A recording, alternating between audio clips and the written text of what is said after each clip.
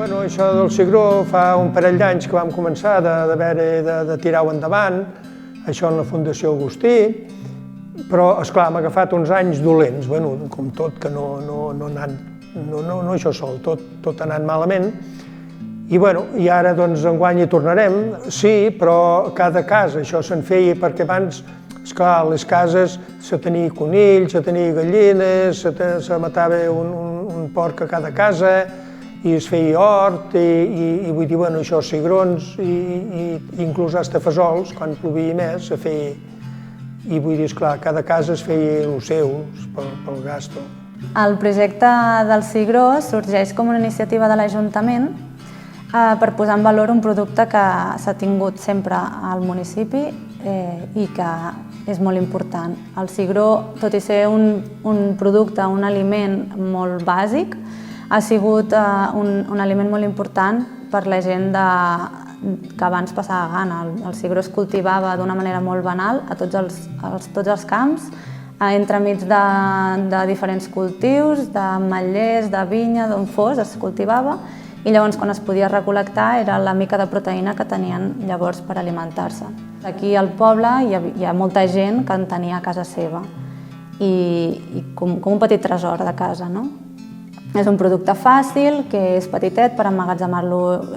va superbé perquè ocupa poc espai i dona molt de joc en la dieta. Doncs la llavor del cigronet a Senan és una llavor que tradicionalment s'ha plantat a les cases de Senan, bàsicament la gent la plantava per consum propi,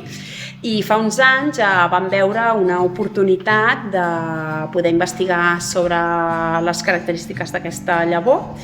que ho hem fet conjuntament amb la Fundació Miquel Agustí, i donar-li una dinamització i construir un projecte també de paisatge i de poble aquí al municipi de Senan. L'Ajuntament va apostar fort per aquest projecte,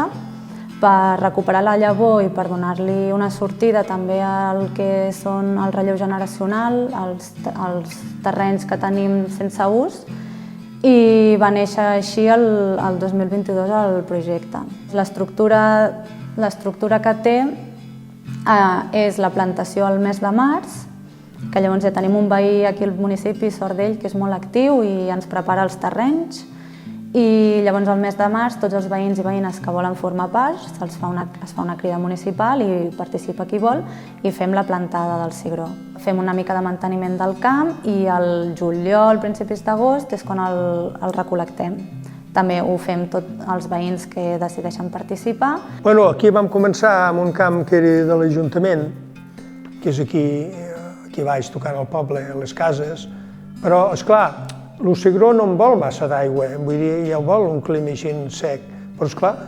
de tan sec poder massa. I esclar, el primer any no ens van anar bé,